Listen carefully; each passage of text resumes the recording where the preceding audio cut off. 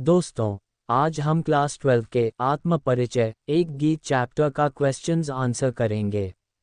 तो इस चैप्टर का पहला प्रश्न है, कविता एक ओर जगजीवन का भार लिए घूमने की बात करती है और दूसरी ओर मैं कभी न जग का ध्यान किया करता हूँ। विपरीत से लगते इन कथनों का क्या आशय है? इसका आंसर है, कवि ने जीवन का आश्रय जगत से लिया है, अर्थात वह जगत रूपी जीवन का भार लिए घूमता है। कहने का भाव है कि कवि ने अपने जीवन को जगत का भार माना है। इस भार को वह स्वयं वहन करता है। वह अपने जीवन के प्रति लापरवाह नहीं है, लेकिन वह संसार का ध्यान नहीं करता। उसे इस बात से कोई मतलब नहीं है कि संसार या उसमें रहने वाले लोग क्या करते हैं। इसलिए उसने अपनी कविता में कहा है कि मैं कभी न जग का ध्यान किया करता हूँ, अर्थात मुझे इस संसार से कोई या किसी प्रकार का मतलब नहीं है। दूसरा प्रश्न है, जहाँ पर दाना रहते हैं वहीं नादान भी होते हैं, कवि ने ऐसा क्यों कहा होगा?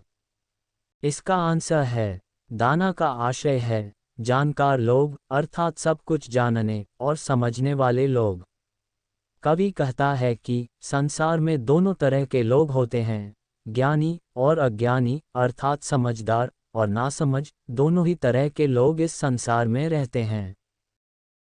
जो लोग प्रत्येक काम को समझबूझ कर करते हैं वे दाना होते हैं, जबकि बिना सोचे विचारे काम करने वाले लोग नादान होते हैं। अतः कवि ने दोनों में अंतर बताने के लिए ही ऐसा कहा है। तीसरा प्रश्न है, मैं और जग और कहाँ का नाता पंक्ति में और शब्द की विशेषता बताइए। इसका आंसर है, इस कविता में कवि ने और शब्द का प्रयोग तीन अर्थों में किया है। इस शब्द की अपनी ही विशेषता है जिसे विशेषण के रूप में प्रयुक्त किया गया है। मैं और इसमें और शब्द का अर्थ है कि मेरा अस्तित्व बिल्कुल अलग है। मैं तो कोई अन्य ही, अर्थात विशेष व्यक्ति हूँ। और जग, इसमें और शब्द से आशय है कि ये जगत भी कुछ अलग ही है। ये जगत भी मेरे अस्तित्व की तरह कुछ और है। तीसरे और का अर्थ है के साथ। कवि कहता है कि जब मैं और मेरा अस्तित्व बिल्कुल अलग है, ये जगत भी बिल्कुल अलग है, तो मेरा इस जगत के साथ संबंध कैसे बन सकता है? अर्थात मैं और यह संसार परस्पर नहीं मिल सकते, क्योंकि दोनों का अलग ही महत्व है। चौथा प्रश्न है, शीतल वाणी में आग के होने का क्या अभिप्राय है? इसका आंसर है, शीतल वाणी में आग कहकर कवि ने विरोधाभास की स्थिति पैदा की है। कवि कहता है कि यद्यपि मेरे द्वारा कही हुई बातें शीतल और सरल हैं, जो कुछ मैं कहता हूँ वह ठंडे दिमाग से कहता हूँ, लेकिन मेरे इस कहने में बहुत गहरे अर्थ छिपे हुए हैं। मेरे द्वारा कहे गए हर शब्द में संघर्ष हैं।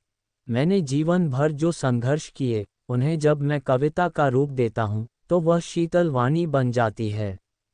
मेरा जीवन मेरे दुखों के कारण मन ही मन रोता है, लेकिन कविता के द्वारा जो कुछ कहता हूँ उसमें सहजता रूपी शीतलता होती है। पांचवां प्रश्न है, बच्चे किस बात की आशा में नीड़ों से झांक रहे होंगे? इसका आंसर है, बच्चे से यहाँ आशय चिड़ियों के बच्चों से है। जब उनके माँ बाप भोजन की खोज में उन्हें छोड़कर दूर चले जाते हैं तो वे दिन भर माँ बाप के लौटने की प्रतीक्षा करते हैं। शाम ढलते ही वे सोचते हैं कि हमारे माता पिता हमारे लिए दाना तिनका लेकर आते ही होंगे। वे हमारे लिए भोजन लाएंगे, हमें ढेर सारा चुगगा देंगे ताकि हमारा पेट भर सके। बच्चे आशावादी हैं, वे सुबह से लेकर शाम तक यही आशा करते हैं कि कब हमारे माता पिता आएं और वे कब हमें चुगगा दें। वे विशेष आशा करते हैं कि हमें ढेर सारा खाने को मिलेगा, साथ ही हमें बहुत प्यार दुलार भी मिलेगा। छठा प्रश्न है, दिन जल्दी जल्दी ढलता है कि आवृत्ति से कविता की किस विशेषता का पता चलता है?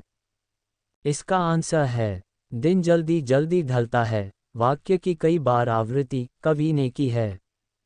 इससे आशय है कि जीवन बहुत छोटा है। जिस प्रकार सूर्य उदय होने के बाद अस्त हो जाता है, ठीक वैसे ही मानव जीवन है। ये जीवन प्रतिक्षण कम होता जाता है। प्रत्येक मनुष्य का जीवन एक न एक दिन समाप्त हो जाएगा। हर वस्तु नश्वर है। कविता की विशेषता इसी बात में है कि इस वाक्य के माध्यम से कवि ने जीवन की सच्चाई को प्रस्तुत किया है। चाहे राहगीर को अपनी मंजिल पर पहुंचना हो या चिड़ियों को अपने बच्चों के पास, सभी जल्दी से जल्दी पहुंचना चाहते हैं। उन्हें डर है कि यदि दिन ढल गया तो अपनी मंजिल तक पहुंचना असंभव हो जाएगा।